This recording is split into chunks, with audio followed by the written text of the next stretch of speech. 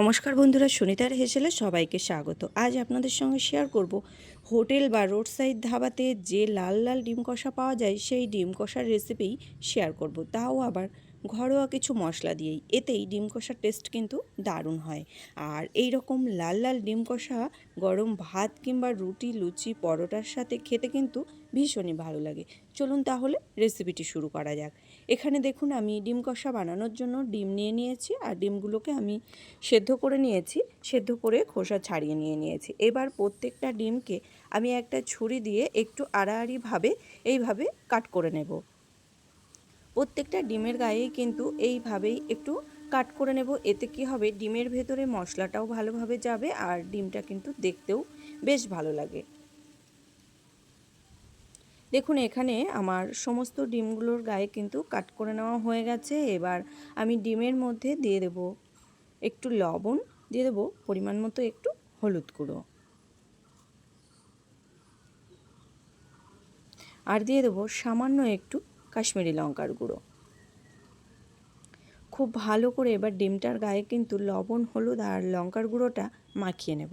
দেখুন, এখানে সমস্ত ডিমের গায়ে কিন্তু খুব সুন্দরভাবে মাখিয়ে নিয়েছি। এবার রান্নাটা শুরু করব। তার জন্য ওভেনে একটা কড়াই বসিয়ে দিয়েছি। তাতে দিয়ে দিয়েছি পরিমাণ মতো সর্ষের তেল। তেলটা খুব ভালো করে গরম হয়ে গেলে এর মধ্যে লবণ, হলুদ মাখিয়ে রাখা ডিমগুলোকে দিয়ে দেব। ডিমগুলোকে বেশ একটু লালচে কালার করে ভাজবো, আবার খুব বেশি ভাজবো না। ডিমের গাটা যাতে শক্ত হয়ে না যায় সেই রকমভাবেই কিন্তু ডিমটাকে একটু ভেজে নেব। দেখুন, এখানে ডিম ভাজা কিন্তু হয়ে গেছে। এবার ডিমগুলোকে তুলে নেব।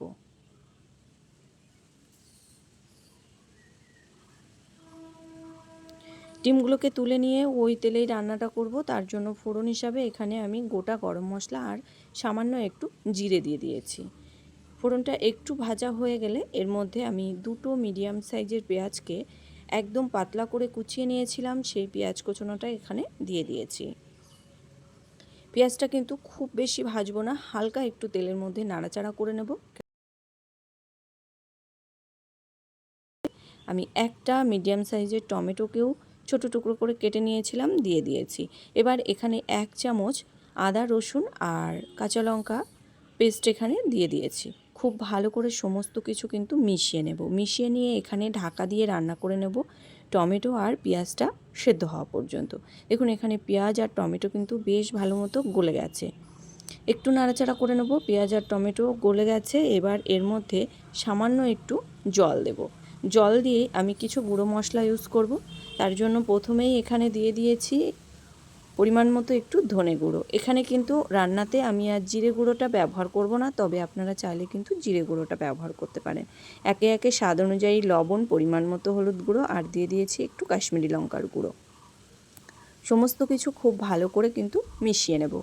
সমস্ত কিছু খুব ভালো করে মিশিয়ে নিয়েছি। এখানে সামান্য একটু চিনি দিয়ে দেব, যেহেতু টমেটো দিয়েছি আর পেঁয়াজটাও খুব তাড়াতাড়ি গলে যাবে, সেই কারণে এখানে একটু চিনি দিয়ে দিয়েছি। আর তরকারির কালারটাও কিন্তু বেশ ভালো আসবে। ঢাকা দিয়ে মশলাটাকে খুব ভালো করে একটু কষিয়ে নেব। দেখুন, মশলার উপরে কালারটা কিন্তু বেশ ভালো চলে এসছে। চিনি দেওয়ার কারণেই কিন্তু এই কালারটা এত সুন্দর আসে। খুব ভালো করে কিন্তু মিশিয়ে নেব। দেখুন, এখানে মশলা কিন্তু খুব সুন্দরভাবেই কষানো হয়ে গেছে আর পেঁয়াজ আর টমেটো কিন্তু একদম গলে গেছে মশলা কষাতে কষাতেই। এবার একটু জল দিয়ে দিয়েছি। খুব বেশি জল দেব না, যে যেমন ঝোল খেতে পছন্দ করেন সেই অনুযায়ী কিন্তু এখানে জলটা ব্যবহার করবেন। এখানে আমি হাফ কাপের মতো জল দিয়ে দিয়েছি। খুব ভালো করে একটু মিশিয়ে নেব। খুব ভালো করে মিশিয়ে নিয়ে এখানে দুটো কাঁচা লঙ্কা দিয়ে দিয়েছি উপর থেকে। এবার আমি ঢাকা দিয়ে 5 মিনিট মতো মিডিয়াম আঁচে রান্না করে নেব। দেখুন, এখানে ঢাকা দিয়ে 5 মিনিট মতো মিডিয়াম আঁচে রান্না করে নিয়েছি। এবার হালকা একটু নাড়াচাড়া দিয়ে নেব। এবার এর উপরে দিয়ে দেব একটু গরম মশলা গুঁড়ো আর দিয়ে দেব সামান্য একটু ধনেপাতা কুচি। খুব ভালো করে গরম মশলা গুঁড়ো আর ধনেপাতা কুচিটাকে একটু মিশিয়ে নেব। মিশিয়ে নিয়ে আর মিনিট খানেক মতো একটু রান্না করে নিলেই কিন্তু তৈরি হয়ে যাবে আমাদের একদম হোটেল বা ধাবা স্টাইলের লাল লাল ডিম কষা। এটা বানানো কিন্তু খুবই সহজ আর খুবই চটজলদি তৈরি করে নেওয়া যায়।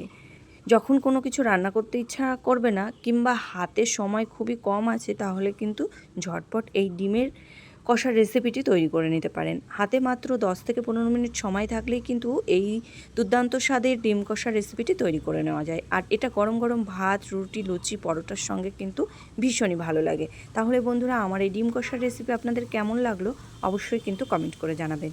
যদি ভালো লেগে থাকে তাহলে একটা লাইক করবেন আর সাবস্ক্রাইব করে পাশে থাকার অনুরোধ রইল। দেখুন, এখানে আমি সার্ভ করে দিয়েছি। উপর থেকে সামান্য একটু ধনেপাতা কুচি ছড়িয়ে আমি গার্নিশিং করে নিয়েছি।